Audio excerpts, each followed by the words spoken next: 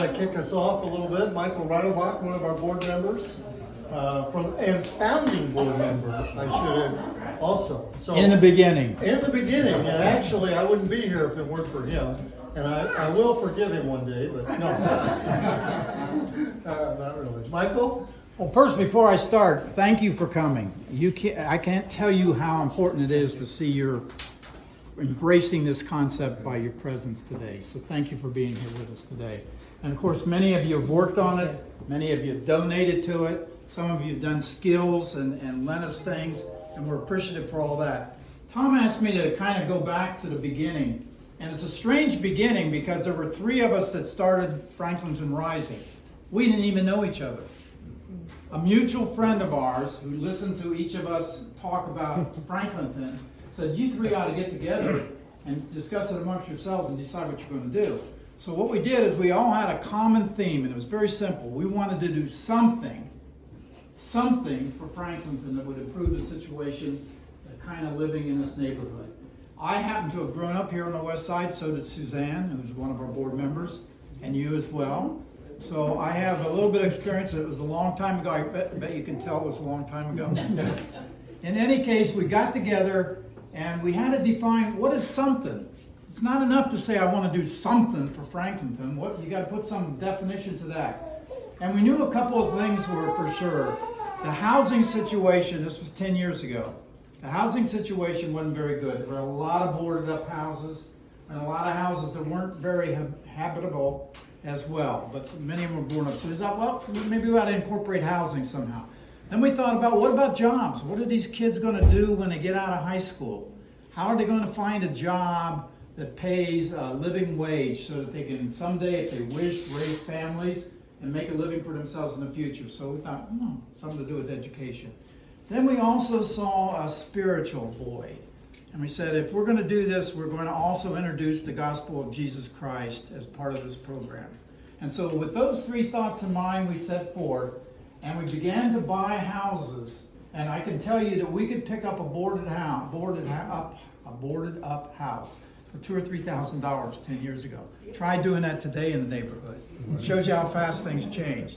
So we did that, and then we decided we would use young people. We would recruit people of high school and a little bit older than that, of high school age, and we would teach them construction skills. So if they stuck with our program, not only would they provide the labor, we paid them, provide the labor to build this, to do all this that you see here, but they would come away with a skill that they could use in their future and have a living wage for themselves. And at the same time, as I said, we preached to them a little bit. We're just as interested in their character and their attitude and what kind of people they're going to turn out to be when they're older.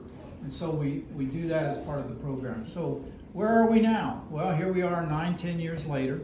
And what you see here, didn't look like this when we bought the house, but it's a great example of the product that we've had. And we've done 8 of them, and I think we have 1 or 2, where's Tom, on the queue list.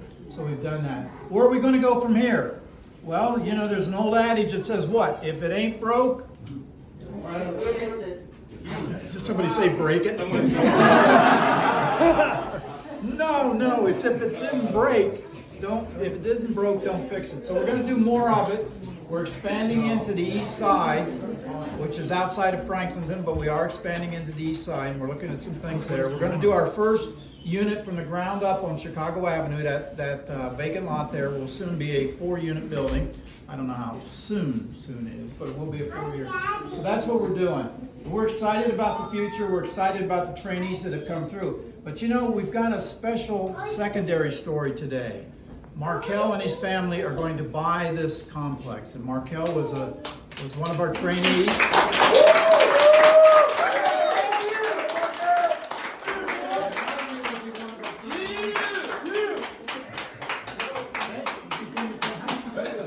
I know how to get here. I talk, and they don't stop. You mention your name, and they get crazy. In any case, Markel also went on to be a trainer. And what's special about this, and I'm going to turn it over to Tom in a minute because I'm stealing his lines and I can tell his eyes are piercing in the back of my head. But this is a double whammy. Not only will he have a place for his family, but he's created a small business income. How cool is that by owning the whole building, renting out one side? Yeah, I'm ready to. There you go. So that's thank you again. And with that thought in mind, I'm going to turn it over to my colleague and longtime friend, the president of Franklinton Rising, Thomas J. Heffner. Well,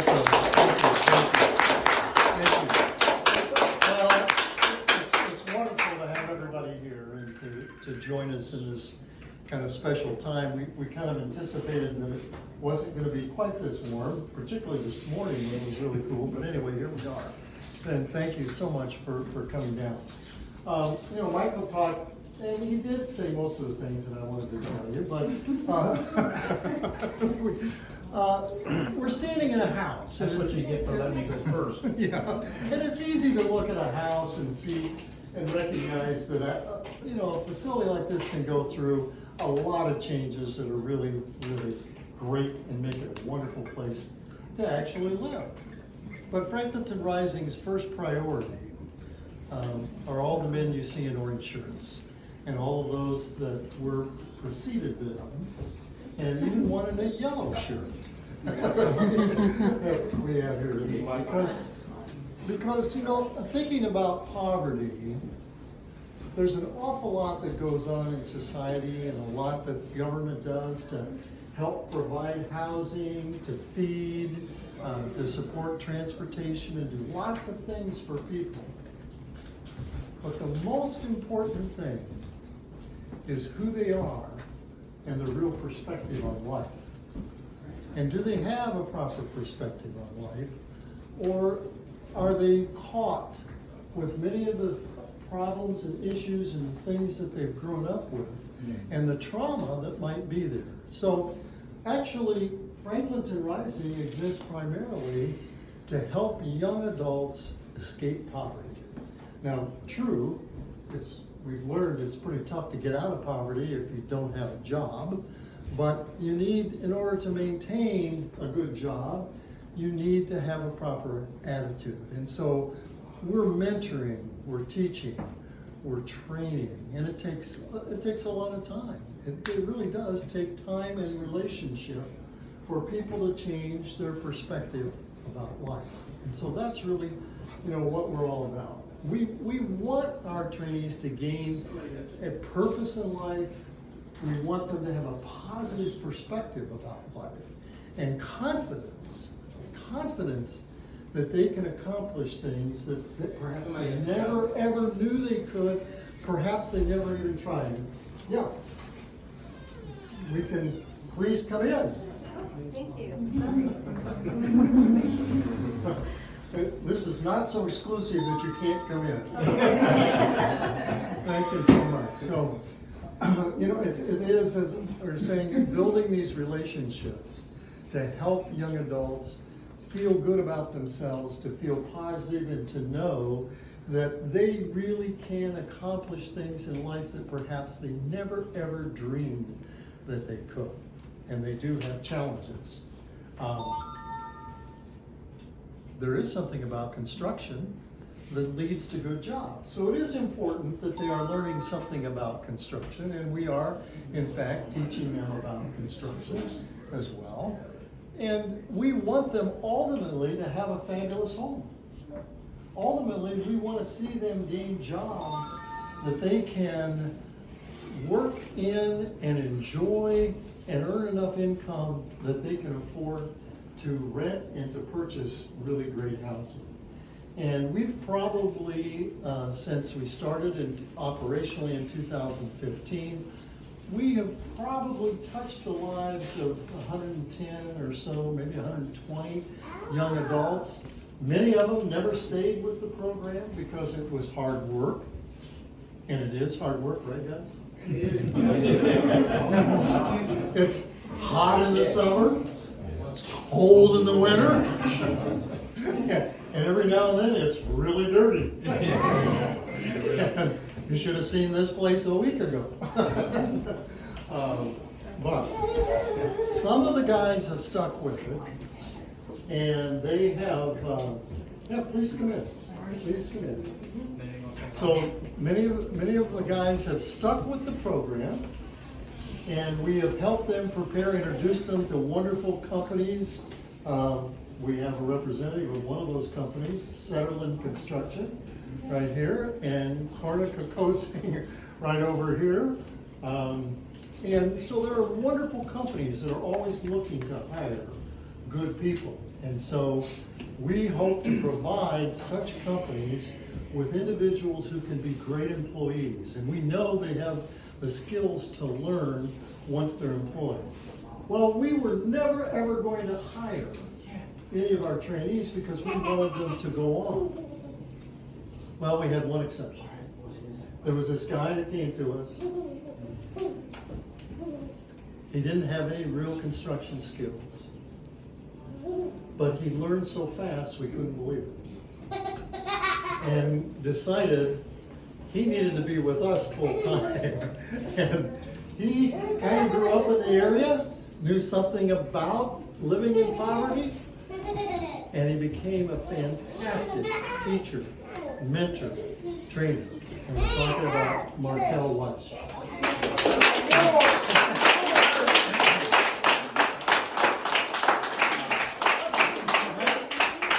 Well, the most important thing about Markel is he found a wonderful wife.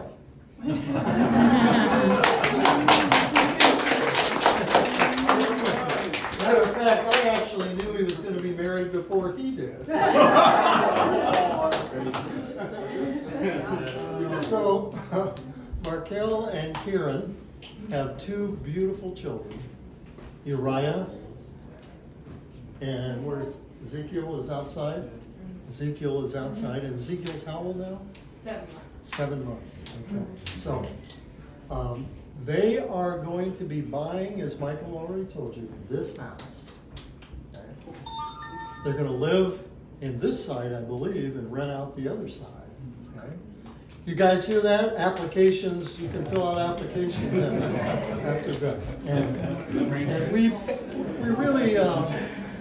we really want this to be the kickstart for life that not only gets them out of poverty, but gives them an opportunity to have an asset that's growing in value, additional income, and most of all, we're excited to have them in the neighborhood to be really great, to be great role models for many other people, and to be here to tell people what literally can be done if you're willing to apply yourself.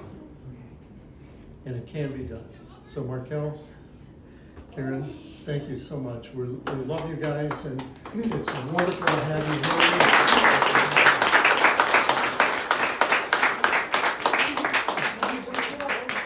Could I ask you just to say a few words?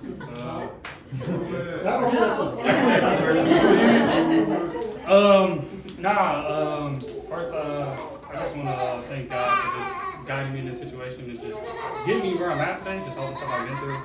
And then honestly, my wife, just thank you for her trusting me. Because when I first came here, it was hectic. But yeah, like I was a trainee just like you guys. Learning all this stuff. 4+ years ago. Yeah, and I was just trying to come here just to go get a job and leave. But God, allowed me to stay, become a trainer, and eventually partner with the school. Then I'm teaching kids in the school and just doing all that stuff. So yeah, just Franklinton Rising taught me a lot. And when I look back at life, it's gonna be, I don't know, I can't thank Franklinton Rising enough for all the things that they've done.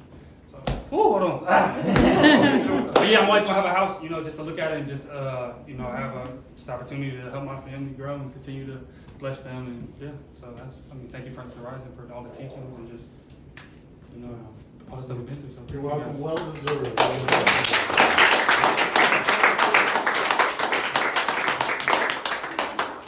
Well, if anyone has questions of any of the trainees,